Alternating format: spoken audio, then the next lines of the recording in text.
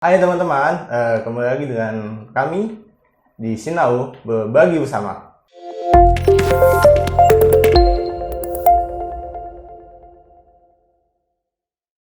Bang, kita kan sebelumnya udah ngebahas tentang curhat, emosi, dan 3M kehidupan ya. Iya. Terus akhir-akhir ini teman-teman gue lagi ngebahas tentang resiliensi. Jadi definisi dari resiliensi itu sendiri apa ya? Oke. Definisi dari resiliensi ini sendiri, dia misalnya kita ibaratkan ada seseorang yang sedang jatuh dalam sebuah masalah, dia jatuh banget, tapi dia bisa bangkit lagi, kemudian dia bisa bertahan dalam kondisi keterpurukannya, terus dia bangkit kembali dari keterpurukan dari masalahnya itu. Nah, itu bisa disebut sebagai resiliensi. Jadi resiliensi itu bisa untuk semua orang ya, atau gimana? Ya, resiliensi memang bukan sesuatu yang dimiliki sama satu orang atau beberapa orang. Cuma resiliensi dimiliki oleh semua orang. Tapi untuk meraihnya setiap orang punya perjuangan yang beda-beda. Makanya kebanyakan orang-orang sukses pasti dilihat sisi mereka waktu mereka sulitnya. Nah, sebenarnya yang dilihat itu dinamakan resiliensi. Jadi ketika mereka sedang jatuh di bawah, kemudian mereka bisa bangkit kembali dari permasalahannya, itu disebut resiliensi. Gitu. Jadi dalam hidup itu kita harus membangun resiliensi ya?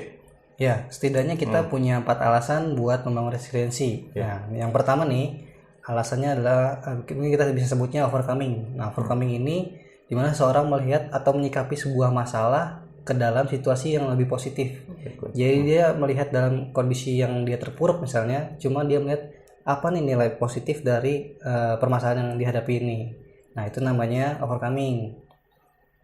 Oke, yang kedua steering stroke nih. Steering stroke ini adalah kondisi seorang yang lagi stres, cuma dia bisa melihat pemecahan masalah dari kondisi dia yang lagi sedang dalam kondisi di bawah banget nih. Dia lagi terpuruk, cuma dia punya pemecahan masalah dari masalah-masalah dia yang lagi dia hadapi.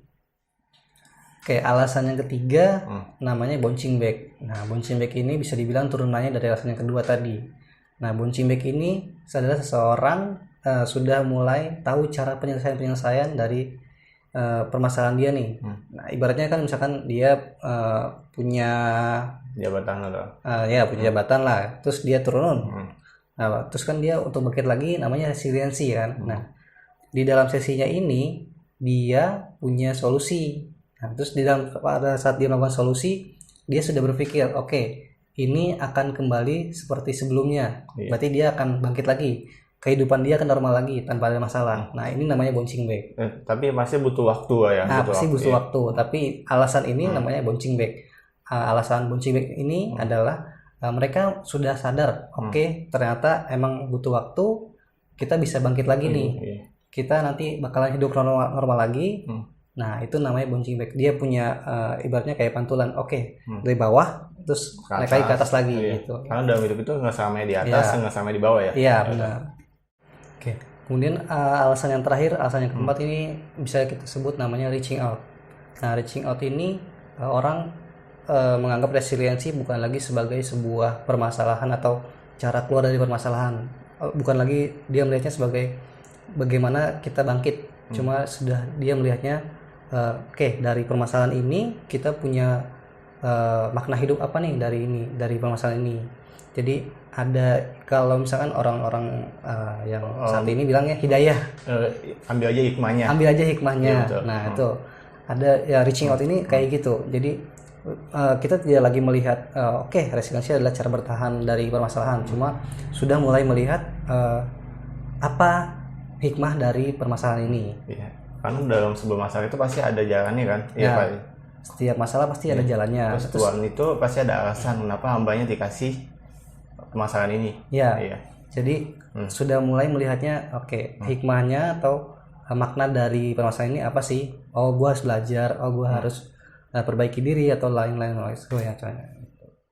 Terus bagaimana cara kita untuk membangun resiliensi? Oke, untuk membangun resiliensi sebenarnya minimal ada 3 aspek lah yang harus kita perhatiin di sini. Pertama itu kegigihan, kedua kekuatan, ketiga optimisme. Nah, di kegigihan itu dimana seseorang harus berjuang untuk bangkit dari permasalahan yang ada. Nah, dia di situ momen-momen di mana seseorang harus mencari bagaimana solusinya, terus apa yang tepat untuk permasalahan dia, nah gitu. Terus langsung lanjut di kekuatannya. Nah, seberapa tahan dia nih dalam kondisi permasalahan ini? Seberapa tahan orang itu di tahap yang kedua ini bisa bertahan di kondisi dia lagi jatuh-jatuhnya. Bagaimana cara dia untuk bertahan? Iya, bagaimana cara dia bertahan. Jadi seberapa besar kekuatan dia yang dia miliki untuk bertahan dari masalah itu. Nah, yang ketiga ini optimisme. Jadi seberapa bagaimana dia optimisnya, pemikiran dia terbuka harus gimana. Terus apakah memang dia bisa bangkit kembali atau dia bisa menyelesaikan masalah? Dia harus punya optimisme yang positif. Gitu ya. Tapi emang optimisme masih positif ya. Iya, betul. Nah, itu adalah aspek-aspek yang harus dimiliki seseorang untuk meraih resiliensinya. Terus berarti kalau misalnya nggak ada 3 aspek itu dalam diri seorang, dia nggak bisa membangun resiliensi itu. Dia malah kayak fokus terhadap masalah ya. Jadi biasanya cenderungnya orang itu akan stuck. Cuma balik lagi ke individu, karena setiap orang kan berbeda-beda. Kita nggak bisa menyamaratakan manusia. Gitu. Oke, terus Bang, tindakan-tindakan apa saja yang bisa kita lakukan untuk membangun resiliensi ini? Tindakan-tindakan ya, berarti kayak misalnya aktivitas apa nih yang harus kita punya untuk kita bangun resiliensi ya. Nah, mungkin yang pertama itu kita harus punya kegiatan yang positif atau kegiatan fisik yang kita harus beraktivitas.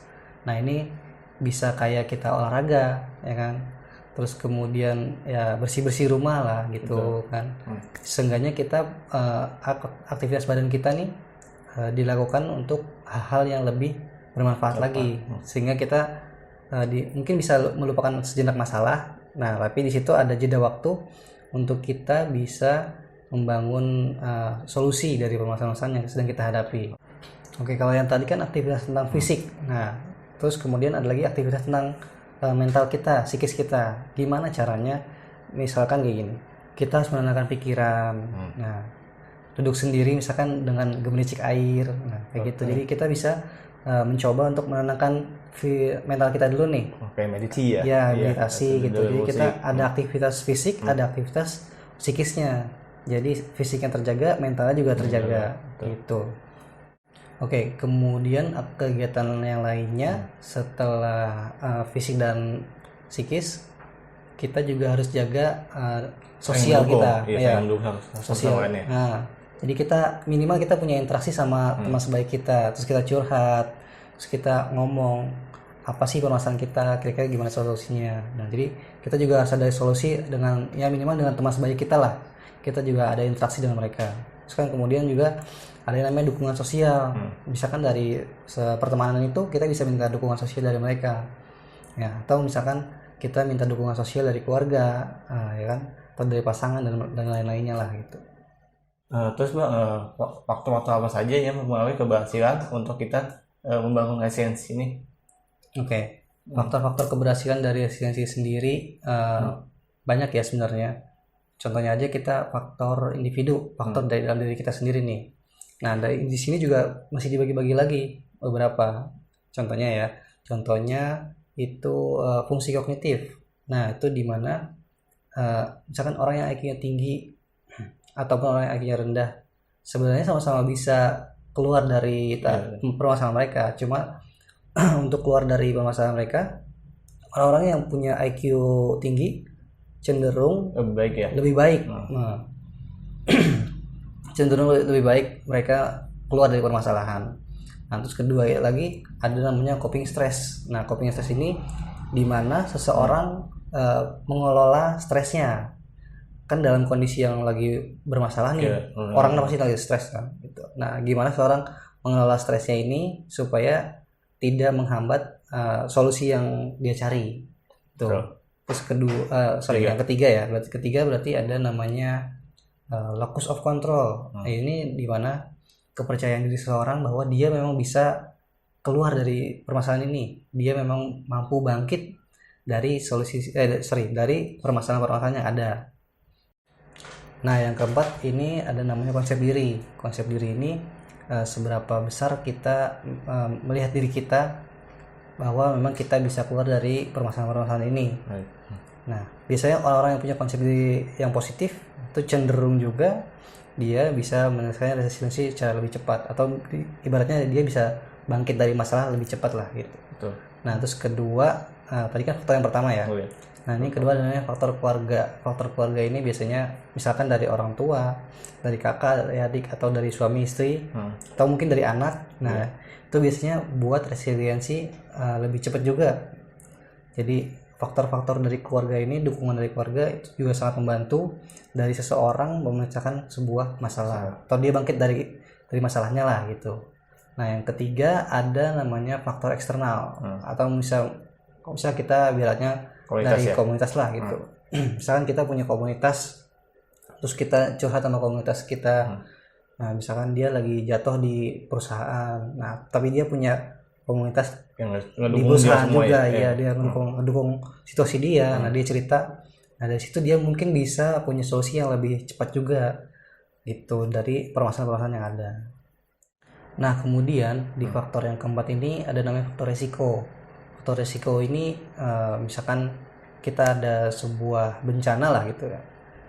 Nah, bencana alam ini kan kita juga jadi di bawah nih. Nah, orang kan juga sulit untuk bangkit kembali. Nah, di sini biasanya misalkan orang yang dihadapi dengan bencana yang besar sama orang yang dihadapi dengan bencana yang lebih kecil, beda. Pasti kan bangkitnya lebih cepat yang kecil, ya kan? Ada traumatiknya dari dia bencana kecil yang besar kan itu berbeda. Nah, misalkan orang yang kena gempa bumi, rumahnya hancur, sama orang yang kehilangan dompetnya, kan otomatis lebih cepat yang kehilangan dompet dibanding orang yang gempa bumi ini gitu.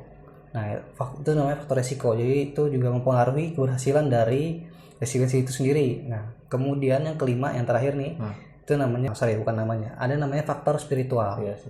Ini mungkin agak religius ya, cuma memang ini berpengaruh juga. Faktor spiritual ini antara hubungan kita sebagai manusia dengan Tuhannya gitu. Gimana kita melihat dari masalah ini dengan sudut pandang yang religiusnya ini. Gimana sih kita melihat masalah ini dalam sudut pandang religi. Nah, terus kemudian hubungan antara kita dengan Tuhan itu seperti apa. Biasanya orang-orang yang punya hubungan yang lebih baik, dia akan menganggapnya masalahnya sebagai cobaan. Ya, betul. Nah, jadi dia tidak terlalu mengambil pusing. Nah, dia biasanya lebih cepat untuk bangkit lagi dari masalah. Biasanya lebih santai, lebih rileks lah gitu dibanding orang-orang yang ya begitu. Tapi biasanya orang yang dapat masalah ini lebih dekat sama Tuhannya. Ya, kalau untuk faktor spiritual ada kemungkinan seperti itu ya. Bisa jadi ketika orang dihadapi dengan permasalahan, malah dia juga jadi lebih dekat dengan Tuhannya gitu. Cuma untuk itu balik lagi ke individu masing-masing, karena kita tidak bisa melihat antara hubungan kita dengan Tuhan gitu. Jadi itu adalah urusan masing-masing lah. Oke, tadi sudah dijelaskan cukup banyak oleh teman saya, yaitu Ian. Di sini gue mencoba untuk membagikan beberapa tips untuk membangun resilience. Yang pertama, silakan kita melihat posisi ini dari atas gedung. Jika kita melihat melihat ke bawah, ternyata masalah kita nggak sekecil ini loh. Kita bisa lebih bersyukur lagi, dan dengan metode ini kita bisa mengenali diri kita sendiri dan bisa bermanfaat untuk banyak orang. Tips yang kedua, mulai mencari tujuan hidup. Dengan kita bersyukur, kita jadi mengetahui perjalanan kita masih ada di depan, dan kita bisa mengevaluasi lagi nih strategi apa yang bisa untuk membangun dari masalah. Yang ketiga, melakukan eksperimen. Kita bisa melakukan upaya-upaya untuk bisa bangkit dari masalah ini. Keempat adalah menerima perubahan. Jadi teman-teman di sini apakah sudah mampu untuk menerima perubahan yang ada? Dan dengan terintegrasinya ini kita bisa lebih baik untuk menerima perubahan yang ada dalam hidup kita dan bangkit dari masalah. Sebelum kita berpisah, saya teringat tokoh besar psikologi, yaitu Abraham Maslow. Beliau pernah mengatakan bahwa bergerak mundur dan nyaman, atau bergerak maju dan bertumbuh. Jika teman-teman suka dengan konten kami, silakan tonton video kami berikut ya.